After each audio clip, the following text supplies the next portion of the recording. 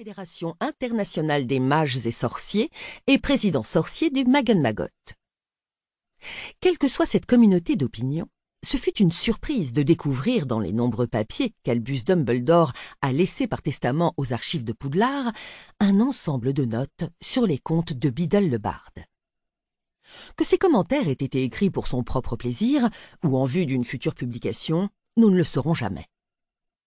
Le professeur Minerva McGonagall, aujourd'hui directrice de Poudlard, nous a cependant accordé l'aimable autorisation de reproduire les notes du professeur Dumbledore dans cette édition qui présente une toute nouvelle traduction des contes par Hermione Granger. Nous espérons que les judicieuses remarques de Dumbledore, qui comportent des observations sur l'histoire de la sorcellerie, des souvenirs personnels et des éclairages nouveaux sur des éléments clés de chaque histoire, aideront une nouvelle génération de lecteurs, sorciers ou moldus, à apprécier les contes de Biddle le Barde. Tous ceux qui l'ont connu personnellement sont convaincus que le professeur Dumbledore aurait été enchanté de soutenir ce projet, étant donné que tous les droits d'auteur de ce livre seront versés à l'organisation Lumos, dont le but est d'agir en faveur d'enfants qui ont un besoin désespéré de faire entendre leur voix. Il semble légitime d'ajouter un petit commentaire sur les notes du professeur Dumbledore. Autant que nous puissions le savoir, ces textes ont été achevés environ 18 mois avant les tragiques événements qui se sont déroulés au sommet de la tour d'astronomie de Poudlard. Ceux qui connaissent bien l'histoire de la récente guerre des sorciers, pour avoir lu par exemple les 7 volumes de la vie de Harry Potter, sauront que le professeur Dumbledore révèle sur le dernier conte de ce livre un peu moins de choses qu'il n'en sait ou n'en soupçonne. La raison de ces omissions réside peut-être dans ce que Dumbledore déclara il y a bien des années en parlant de la vérité à son élève préféré, qui est aussi le plus célèbre. Elle est toujours belle et terrible. C'est pourquoi il faut l'aborder avec beaucoup de précaution. Que nous soyons ou non d'accord avec lui, peut-être pourrons-nous excuser le professeur Dumbledore d'avoir voulu protéger de futurs lecteurs des tentations auxquelles il fut lui-même en proie et pour lesquelles il dut payer un prix si terrible. J.K. Rowling, 2008.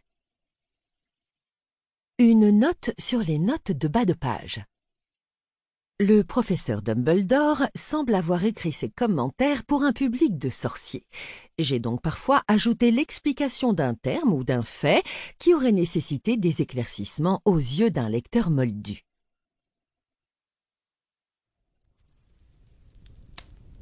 Le sorcier et la marmite sauteuse. Il était une fois un vieux sorcier bienveillant qui utilisait sa magie avec sagesse et générosité pour le plus grand profit de ses voisins. Plutôt que de révéler la véritable source de ses pouvoirs, il prétendait que ses potions, charmes et antidotes jaillissaient telles quelles de son petit chaudron qu'il appelait sa marmite de chance. À des kilomètres à la ronde, les gens venaient le voir pour lui exposer leurs ennuis, et le sorcier était ravi d'y porter remède en remuant quelque chose dans sa marmite. Ce sorcier bien-aimé vécut jusqu'à un fort bel âge. Puis il mourut, laissant tout ce qu'il possédait à son fils unique.